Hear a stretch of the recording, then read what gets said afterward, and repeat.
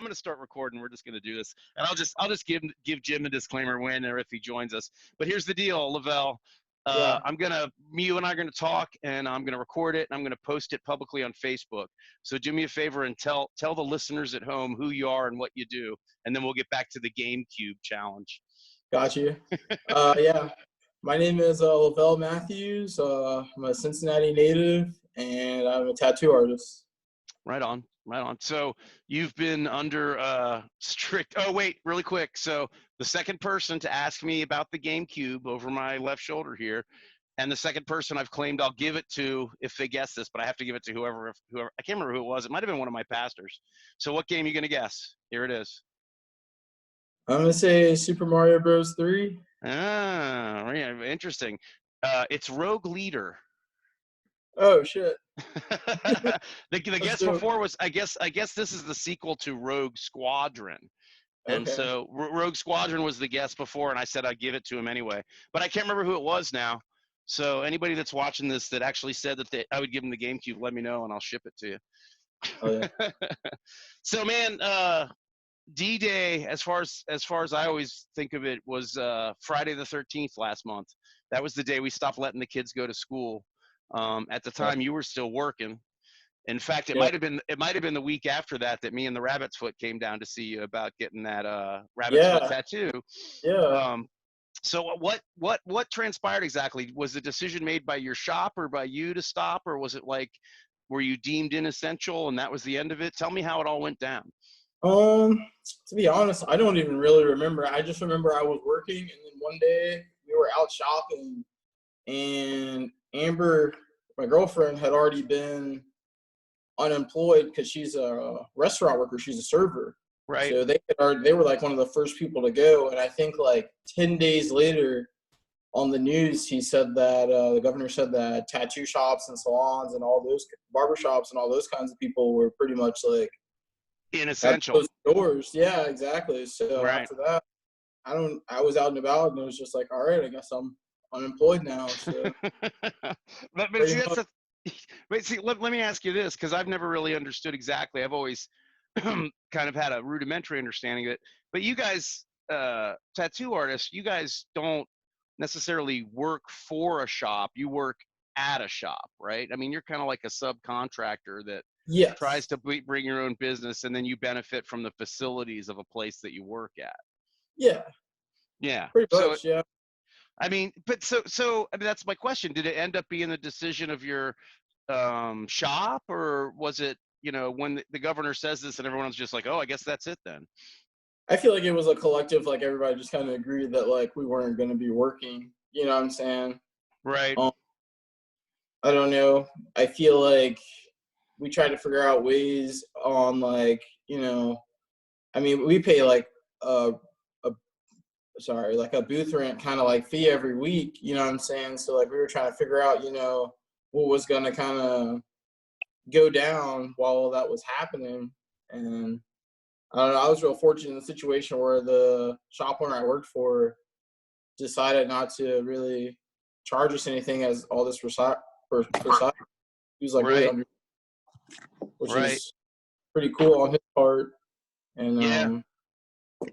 I think Jim's uh, trying to join us. I'm sorry, okay, Lavelle. I'm sorry. Jim, can you hear us? I can, yeah. Sorry, guys. I thought you said 9 o'clock, Scott. Oh man, I'm sorry. I thought I said 8:30. You know what? And the whole truth of the matter is, you've known me long enough to know that either way is possible. Sorry, I was in the shower. No, it's okay. Jim, just real quick, I want to give you the disclaimer. I'm recording this. I'm going to post it publicly on Facebook, so feel free to censor yourself as you see fit. Okay. So me and Lavel were just talking. I don't know. You guys probably haven't met. Lavel Matthews, this is Jim Brofft. Jim, do you mind introducing yourself for the listeners at home? Yeah, I'm Jim. Just local Cincinnati hairdresser. Right on. Well, downtown. Rock and roll. Right. Well, we were just one of the reasons I thought this was a decent pairing is we were just talking about the fact that your industries are both. You guys are both kind of subcontractors. You like work. I mean, do you own your shop, Jim? I do. Yes. Okay, so you're a different situation, but don't you have totally different, in fact. But don't you have circumstances where people that where you like allot space to different stylists or whoever it might be that come in and work there?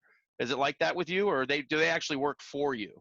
Actually, I have a employee salon, so all of mine Okay. are. So, yeah. Right on. So kind of Right on. it is the polar opposite of like a business. Well, it shows you what I know, right? You want me to come back next week? No, no, it's perfectly fine. No, it's going to be perfect either way. Okay. I was just having Lavel tell me a little bit about. We were talking about D-Day, like Friday the 13th last month is what I consider that, because that's when I stopped letting my kids go to school. Right. And so, as the owner of your shop, did you make a decision either before or after you were deemed non-essential to shut down? No, I shut down when the governor told me to shut down. Right. I Right. did. And I had been out in front of it about a week ahead of it, sent out a email to clients saying that we were going to stay open until we were told to close because we didn't really know what was happening. Sure. So, Sure. you know, Yeah. And just wait until we were told to shut down. right. And so, I mean, that puts me back to this question, because I was telling Lavelle when this first started, one of the reasons I thought this was a good pairing too was that we're right on the cusp of this idea of the non-essential businesses reopening. And, obviously that's going to be, really important to you guys who are in circumstances where you're not, obviously not making any money right now. But how do you feel about it? Is it one of those things? Are you going to wait for the directive on that as well? Yeah, I mean, I certainly would. I wouldn't open without it. I couldn't do it illegally because of my, licensing, and I wouldn't, until I felt like somebody that knows more than I do says that it's okay to start wearing masks and gloves and disinfecting everything. So yeah, I'm waiting for direction, and I didn't really feel like I got any today. So Right. Right. I actually, God help me, I've been kind of studiously avoiding a lot of the official announcements, even the state ones, which have been very practical as this whole thing has gone on. But I mean, you guys, both. I mean, Lavelle, tattooing is, both of you guys are under relatively strict license requirements either way. I mean, obviously, tattooing is I mean, it's just barely this side of elective surgery. And it's not like there's not tons of DNA being handled in the salon industry either. Um, I mean, do you think that some of these things is going to be tied to licensing? Do you think there's going to be requirements tied to your licensing as we move forward?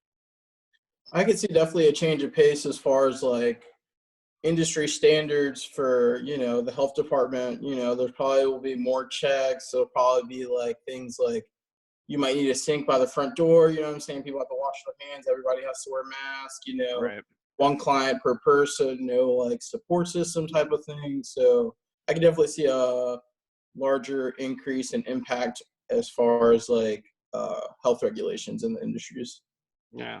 Now, you guys, Jim, you guys have health regulations too, right? I mean, always have. we're not regulated by the health department. We're rated. At all? No, we're regulated by the State Board of Cosmetology Okay. because And we there's very rarely draw blood. But when we do, hope. do earlobe or something like that. So, Sure. uh, yeah. So yeah, we're not regulated by the Board of Health. So are you regulated by the Board of Health, Lavelle? I'm sorry, I don't know. Yes, we are regulated by the Board of Health. The local state Yeah, board or Board of Health. yeah, It's county. The county. county Yeah. based. See, that's one of those things too, because I mean, I think everybody has mixed feelings about, the impact that the economic things happening and the impact of relaxing these stay-at-home orders. But I mean, at the Board of Health, at least, you would imagine that there's some kind of like system going to be in place to regulate this and how it moves forward. I mean, I found it interesting that apparently Kroger's, for the first time in what's it been, 6 weeks, just yesterday and the day before, started requiring their employees to wear masks and gloves. The grocery store, I mean, just the day before yesterday. And at the same time, I'm listening to a lot of conversation about, we got to get the economy moving. We have to reopen this stuff. And I just, I have a lot of mixed feelings about it. I mean, where do you guys put yourselves? I mean, Jim, you'd like to reopen. Obviously, it's your livelihood, but at the same time, what's your Yeah. thought? I really don't know how the business, my business is going to change a lot because Yeah. I can't do hair from 6 feet away. And I usually do at least 2, sometimes 3, 4, and sometimes 5 clients at a time because I've got apprentices that work with me. And then there's other Sure. on, and we do have a lot of space, but we don't have a ton of space. So we don't know how. I mean, I think that we are going to have to extend our hours. We're going to have fewer people in the salon, but that's all going to be dictated by the state board, I'm sure. Sure. And there's absolutely no way to guess what that's going to be because I don't know. I mean, I don't know the powers that be how.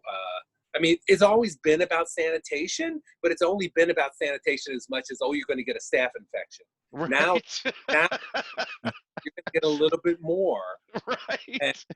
and that is, and the people that are making those decisions, I'm sure they're going to have to consult somebody else to see where it's all going to go. Yeah. I mean, and I don't know how my business will change, but we will adapt and we will persevere because I am not going to get taken out by this virus. right on. I'm sure Lavel feels the same way. Yeah. Oh yeah, Without a doubt. I actually was kind of, at least lately, especially, I felt kind of personally put upon by both you guys being deemed inessential because I could really use a haircut and I could use that Celtic knot tattoo we were talking about at Christmas, Lavel. So before this is all over, we'll talk about maybe a high-paying house visit with a lot of plastic. Yeah. Yeah. Christina told me to ask you about a thing she'd seen on Facebook where it was a woman styling someone's hair with mop handles. Yeah, I know. That's what Facebook is all about, right? Right. That's what it's for. God love it. God love it. So, I mean, I'd like to think that, and I also will always refer to people that I always feel are smarter than myself and have a bigger idea of what the big picture is. But I mean, here we are, it's the 27th. I've heard May 1st as the ostensible reopening date for most parts of the country. I don't think DeWine has declared May 1st as firmly as some places have. No, he is not at all. Which is, I don't know about you, but I've developed a lot of respect for the guy over the last 6 weeks that I didn't have before. I felt a little bit relieved today when he said that it wasn't going to happen by Friday. So yeah, Friday. It's right around the corner, and it's just kind of an ostensible date that people just threw out there. I don't even know masks. I have no idea where to get masks, and you got to make them. I actually heard from one of my the rep who I buy product from said that, and Lavel, you may know this too, that the supply houses were going to supply all salons with a reusable set of masks, on a daily basis. Daily? Yeah. Oh, that's really cool. Which would make a lot of sense because that, we can't buy their product and use it if we don't have them. And if we can't get masks, then we won't be able to open up. Right.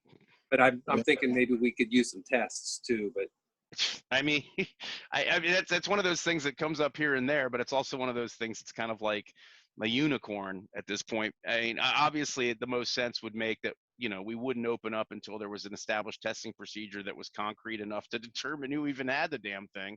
And maybe it'll get to that. I don't know.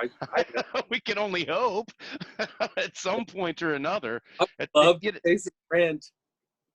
I mean, but everything's going to change. I mean, Lavel, do you see yourself with a needle in one hand, wearing essentially a hazmat suit?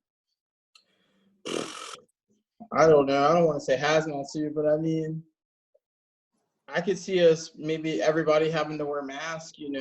Maybe that's coming anyway. Maybe like they have like sterilization kind of like barriers. You can get wraps for your arms. You know what I'm saying? Because you're tattooing somebody, you're kind of like over them at sometimes, you know what I'm saying? And so it's like, you got to take all the precautions necessary to just kind of make sure that nothing's going back and forth between person to person. You know what I mean? So, Right. I don't know. I don't think we'll have to go full hazmat, but I definitely think we should take more precautions. I think masks are a good idea. I think clients should have to wear gloves and mask as well. And I think we should have sinks at like the front doors, you know, just so like when they're coming You in, were saying that. you know, they're already washing their hands. Everybody's already clean. You know what I'm saying? Nothing's really being Well, we were contaminated. talking. Well, we were talking about the Board of Health, you know, regulations you have to deal with. I mean, you guys, I've got tattoos. I know how it goes. It is kind of like surgery. I mean, there's tons of like swabbing. There's tons of preparation of area. I've never had a tattoo. Even the tattoos I got in my kitchen, the guy was wearing gloves. You know, it's just, you know, it's not something that I see done too haphazardly too often. I don't Yeah, know. It all comes down to how much things are going to change, and how soon we'll be able to pretend it hasn't changed that much. I don't know. I'm not sure where I'm going with that one. yeah, yeah. I don't know. I feel like I don't know. From what I can tell, I feel like it's still kind of being taken lightly, just because I feel like not too many people have been like closely impacted by it, but there are definitely families out there that have suffered repercussions of just like, you know, I don't want to say not taking it seriously, but just like people are still out and about, like nothing's happening. You know what That's I'm true. saying? And it's just like we don't even know if it's hit its peak yet. You know, we like you said, like with the testing, you can't really. They weren't even letting everybody get tested, and I don't even know where to get tested if I wanted to get tested. You know what I'm Yep. saying? Not Right. either. Yeah. Well, I mean, that's the other thing too, is a lot of the decisions to reopen things and to deem things, you know, no longer non-essential. Is it non-essential or inessential? I've used both now equally. Non-essential, I think, Okay. is. I'll go with the non-essential as well. Okay, we'll take the we'll take the vote.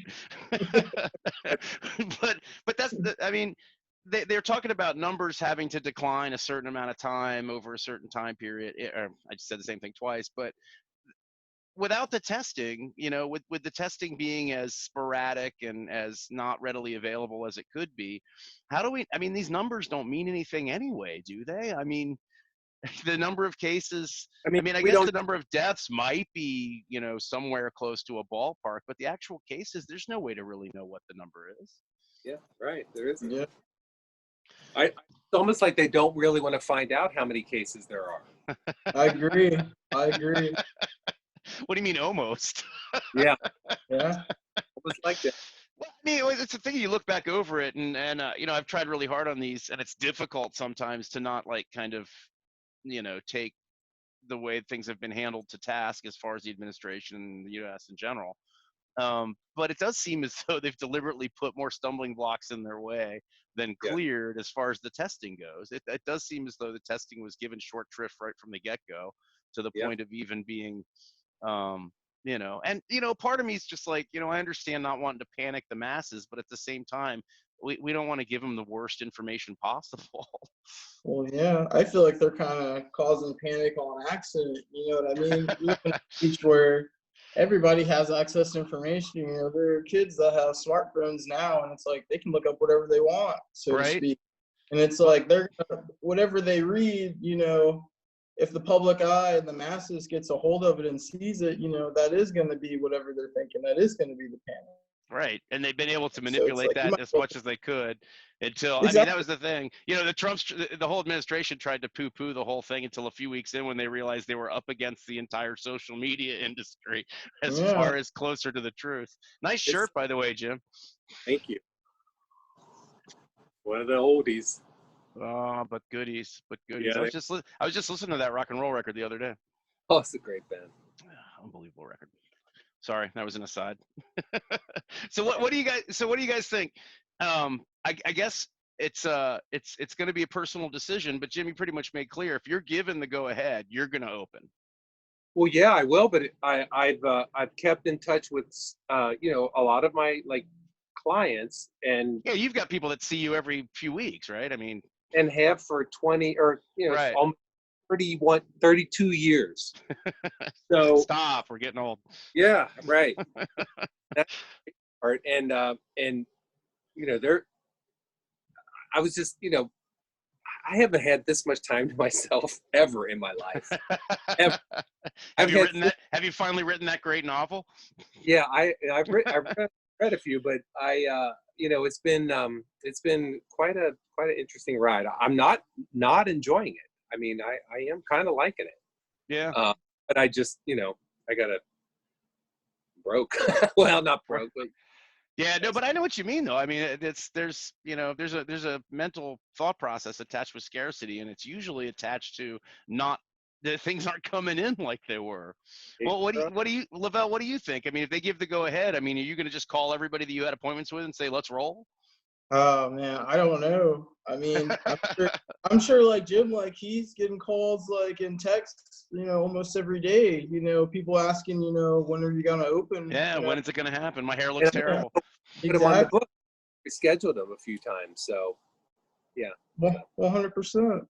But it's like, I don't know. I mean, I would love to, but it's like, I don't know if the risk is worth the reward. You know what I mean? Like, I mean, I get it. Everybody got bills to pay. I got bills to pay myself. But do I risk, somebody getting sick and that's a client I'll never have again? Or is it, right? do we kind of ride it out? I feel like to some degree, yeah, it's nice for everybody to be kind of like socially distant. But at the same time, like if we all stayed inside and the disease is around and then we all just like kind of go outside at the same time, people that have never come in contact with it, they have no immune system to fight whatever is out there. So it's like, I think a slow process of kind of slowly gradual reopening is probably the best way if you want to keep numbers low as far as cases, but also, you don't want it to be like the Spanish flu where like, we start getting back into society and it comes back first. So. Yeah, the second wave. That's I mean, that's my biggest fear too, is that apart from anything else, I don't have a lot of faith in the average person doing the right thing. No. And it's interesting that I've talked to people who feel that way, and then I've talked to other people like, oh, it's time to get back to work. We need to get back. We need to get back to this. The differences in the different camps is all strictly down political lines, I think. It is to a certain degree. I'm torn. I was saying this a little bit right before we came on. My wife and I are very fortunate. We're still working. I mean, yeah, we're locked in with it. We're locked in with my two kids, and we're losing our minds a little bit based on that stuff. But we're in a position of relative comfort, and so I feel like it's an easy thing to fall into. Let's be careful, because I'm not worried about my house being foreclosed on or the refrigerator being empty. So I'm kind of torn on the whole thing.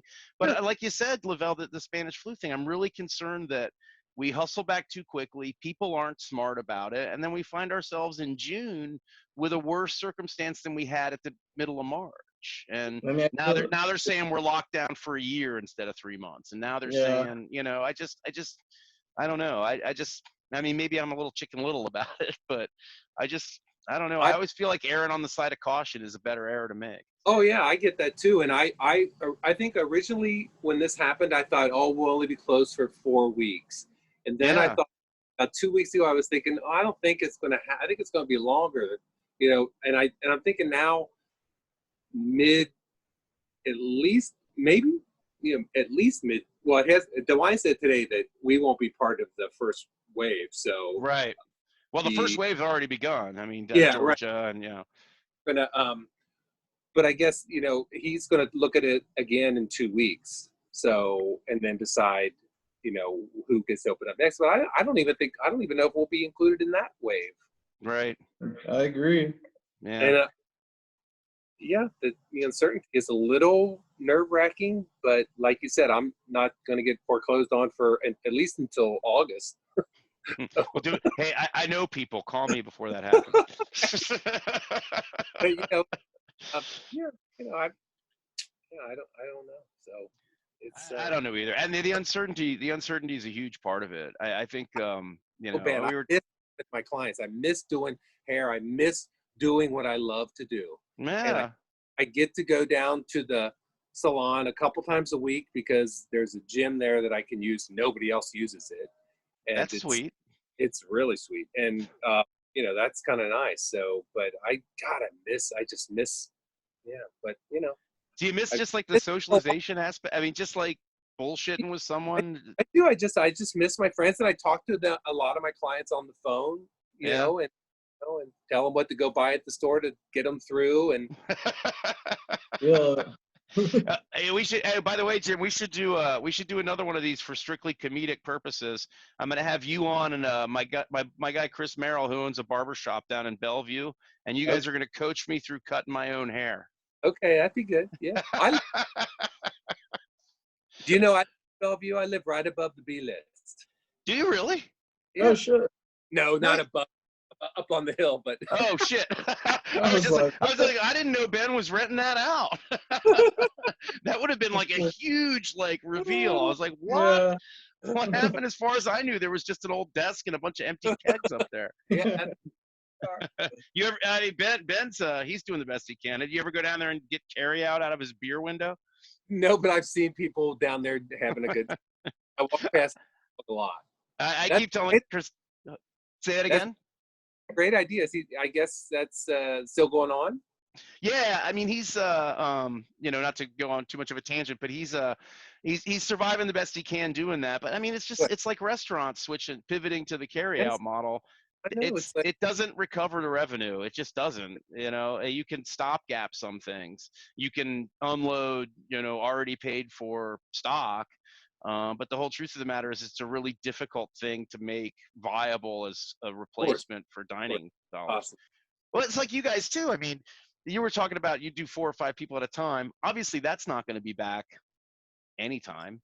I mean, Lavel, I know you can only do one person at a time anyway, but do you think you guys are going to have circumstances where only one person in the shop at a time? I mean, do you think it might be that serious? I think % for sure. Only Yeah. one person. You can't bring your friends, your parents. Like, it's got to be one person. We don't, especially the fact that there's already 7 or 8 artists in the shop alone, and you bring each of those artists, they bring 2 people. That's right. That's a lot of people. You know what I mean? So we've talked about not even, only a few artists on certain days. You know what I mean? Taking shifts just so like it's more spacious. Not as many bodies in one place type of thing. Right. Yeah. And it's such a drag to have to think like that. Right. It worries me that it's going to be longer than I care to think of before I can get together with 400 of my closest friends and wave my hands in the air in front of a rock and roll band. I don't know when that's ever going to happen again.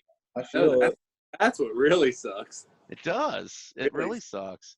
And I hear a lot of people talk about it sucks for the performers too. And I'm just like, they can still do their internet thing. I want to get together and scream about it. It's not the same in the basement, not by any stretch of the imagination.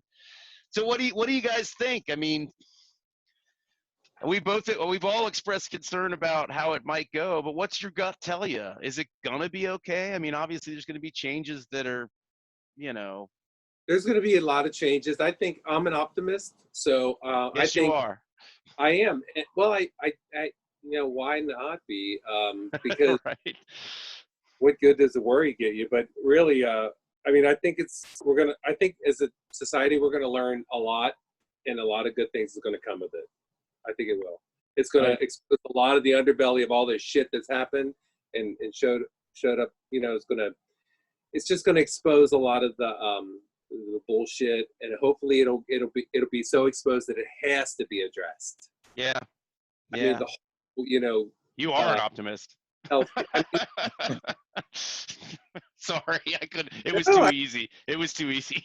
No, I mean, I try to be an optimist, but I mean, I still got that committee in my head saying you're crazy, but yeah, trying to get away from that. But yeah, I mean, I think, and as far as my business goes, I will just have to adapt, and I will. We'll have to probably have fewer people in the salon, and but I don't know how long that'll last. Maybe until they can get some kind of a vaccine, or until long. Until what? I'm sorry. Until the next, Well, yeah, whatever. Until the next whatever it is comes along. Yeah, right. Exactly. Yeah. All right. So, Lavel, what do you think? Are you as optimistic? I was, like Jim said, like when this first started, I was like, all right, maybe like a few weeks it'll be cool, but I don't know, man. I just see it going either way. You know, it would be nice to be able to, but in a perfect world. But I don't know. I feel like you said, just how like Kroger, like, you know, they're just now making their employees wear masks, you know, a couple days ago. So it's like, you know, a lot of people don't really even know how to be like, I guess, like sanitary in that aspect. You know what I mean? You know, I'll see people driving with gloves and masks on. They go to the store and they'll touch their mask, and it's like you just get Right. the purpose of the gloves. I don't know, man. I don't know. In a perfect world, I think it'd be nice, but I think it's gonna take more time than we'd like it to take. I think that's Oh, it's true. That's true anyway. more time than I would Yeah. like it to. Yeah. And in all honesty, I mean, even the best flu vaccines are typically only good. I mean, you get them annually, right? They're only good that 40 to 50 weeks or whatever it is, and they're only Right. good for whatever strain they've been formulated from. I mean, ideally, I guess we get to a place where you got that vaccine and then people felt comfortable about it. But you Well, I've know, been getting a vaccine for I've been getting a vaccine for 12 years since I turned 50. right? So, and I never ever got sick, but at Christmas this year, I got sick. You probably had it, I probably did, but I went to work. right? What else were you gonna do? But that's the thing. So, okay, let's talk about that for a second. You're sick as shit at Christmas time. Everybody's Yeah, got to look their best for the New Year's parties.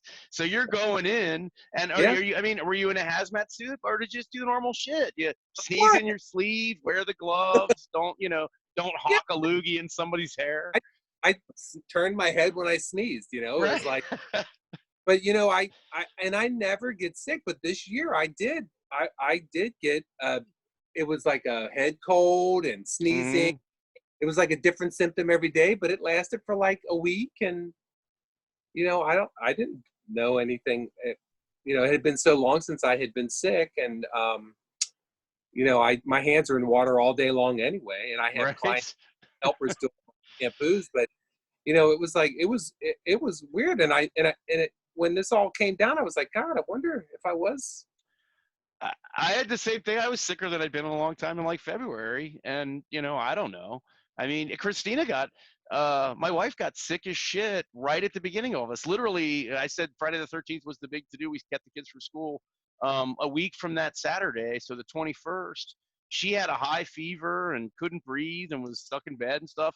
And it was bad enough. She went to the doctor Monday, and they sent her to get tested for the coronavirus. Oh, they did. Yeah, and we had to drive out to Mason somewhere to get this test. And even though I drove her, there was no quarantine of me or anything. Nobody wanted to test me. They Yeah, texted her. It took 6 days to get the results, which were negative, by the right, way. But right. it's just, I mean, if that's the way it's going to be for someone who's actually exhibiting symptoms, I don't know. Yeah, I mean, I had clients that were just getting back into from Italy in January and February, and Right?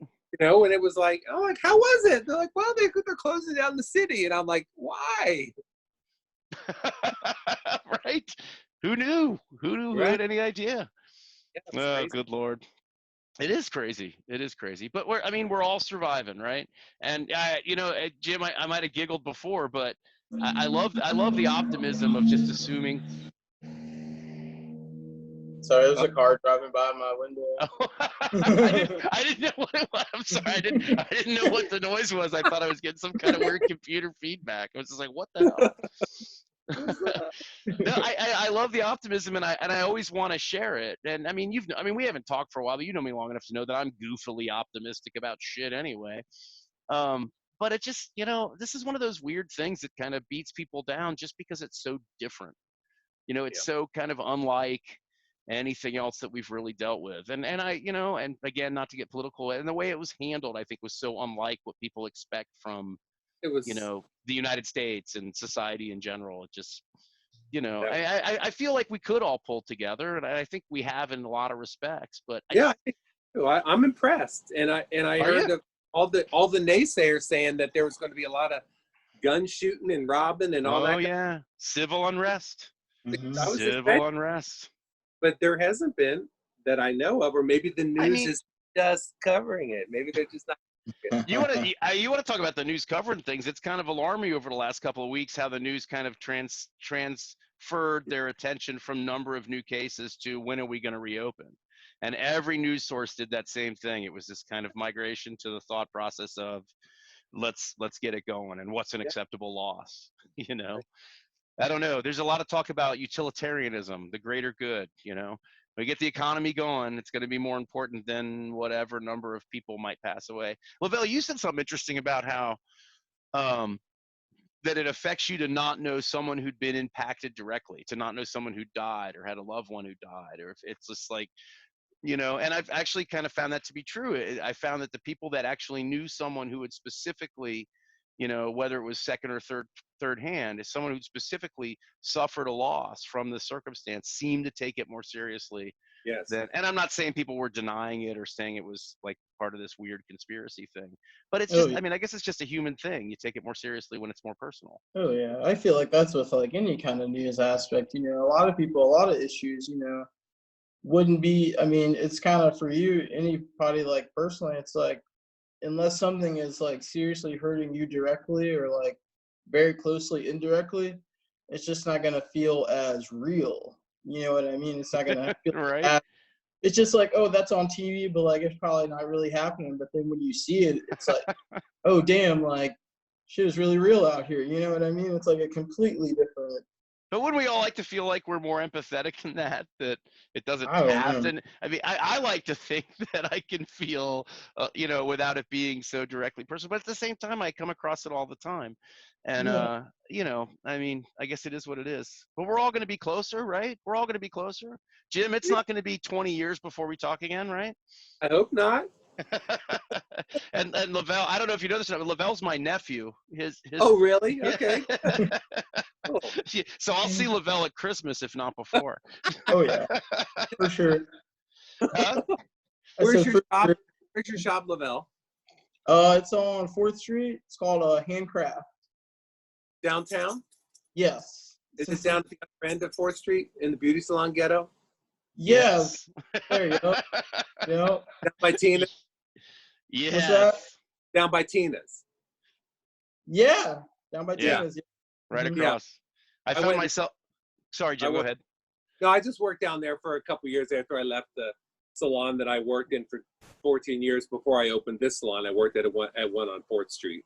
Okay. Where are you at now? I'm in the American building up by the central, up by the Coffee Emporium and the new Kroger. Oh, okay, Joe. We got a coffee emporium like every other day. Yeah, we're right across the street, right on the corner. Okay, I got you. Right Yeah. on. Okay, I know exactly where you're at. Actually, yeah. Yeah. You're pretty close to like the Artworks building and stuff. Yep, we're between Artworks and the Coffee Emporium. Got you. Yep. I've seen your shop before. That's awesome. Yeah, and my cousin owns the Coffee Emporium, so Which one? Who's your All in cousin? the family. Tony. Tony? Okay, dope. Yeah. My friend Ben, his mom Denise, is really good friends with Tony's wife. I do her hair. Oh, awesome. That's cool. That's Of course cool. you do. That's Eileen. cool. Hey, Eileen. Eileen, yeah. Yeah. I'm going to tag both you guys in this, so they're all going to see it anyway. That's Oh, let me ask you guys your an opinion about please something. do. So I've been doing these for a little while, and I was thinking the other day that I have to, because I've been building this like YouTube channel, but you know what I have to do is I have to put like end cards on them where I can have an opportunity for people to patronize your businesses if they were. So I'd like put Please your do. name and your website and things like that. Please do. Does that make Oh, yeah. sense, Lavel? Yeah. No, that's That makes awesome. a lot of sense. Yeah. Someone told me the other day if I wasn't drunk all the time, I could probably monetize this. You could probably- Anyway, Scott. Oh, Yeah, yeah. we'll see what happens. You're a Say that total- again? You're a natural. Oh, Oh, yeah. well, you know how that goes. I just like to hear the sound of my own voice. That's right. Oh, yeah. I don't know if it's necessarily a talent. Well, here's the thing. I'm up against a hard out because I deliberately use the free Zoom for the time limit thing because I really firmly believe nobody wants to listen to anybody talk for more than 40 minutes. So Yeah, I can't thank you guys both enough for doing this for me. Do either one of you have any thoughts, words of wisdom that you want to share with the world? And both of you got to do it again in a few weeks so we can see how our predictions worked out. Oh, yeah. I just want to just wash their hands and don't touch their mask after they touch things. It's pretty much warm water, ABCs. Don't touch your mask, especially if it's a Richard Nixon rubber mask. That'll carry the disease. Exactly. Jim, what do you got? Think positive, stay negative. It's the same old story. Right? Just the same old story. Thank you guys very much. I love you both. Thanks for Jim, inviting me. I'm serious. We're gonna do that cut my own hair thing soon. All right. That's great. Right on. Lavel, I'll see you soon. You guys say hey to your pops for me. Take care, guys. All right, All right. see you.